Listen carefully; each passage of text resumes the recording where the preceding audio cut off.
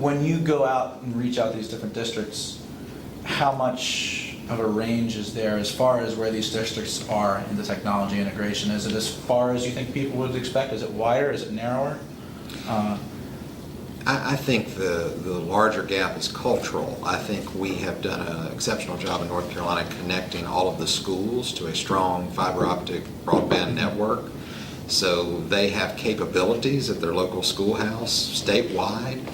The problem, though, is you have cultural gaps on embracing technology or embracing progress or change.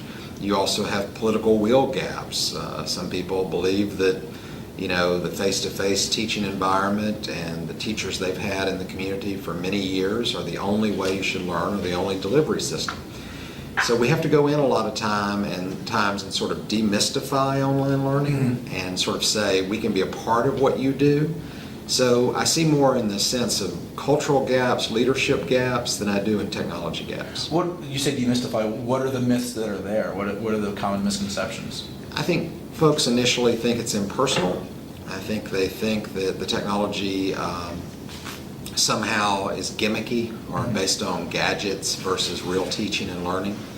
I think there's perceptions at times that it's a job taker, or maybe that it will replace teachers. Okay.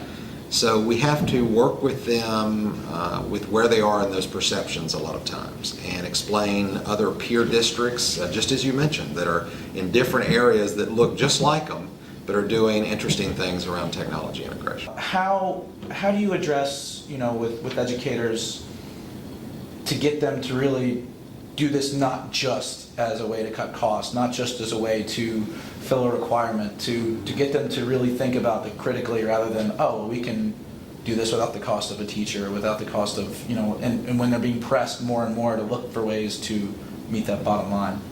Well, we've really tried to distill this down to 3 core questions. Why should you do this? What does it look like? And how do you do it? So we spend a lot of time on the why. We expose them to the many opportunities that are in the President's plan, the many opportunities that are just, from a moral justice standpoint, the right thing to do, to provide access to college-ready courses, AP courses, no matter what zip code you're in. Right. So when you start with the fundamental premise that this is a why behind kids needing these opportunities, it's hard to debate that. In terms of what, once they're convinced that there's a real need for the why, you've got to show them what it looks like. And then I think on the how, when they get to the how, they've already convinced themselves that this is the right way to go. But for us, a common how, a key how, is always scheduling, because so many of the barriers to online learning are wrapped up in the traditional scheduling matrix. Does it have to be only offered during a day? Can they take it off-site or off-time? So we expose them to models to do that. Okay.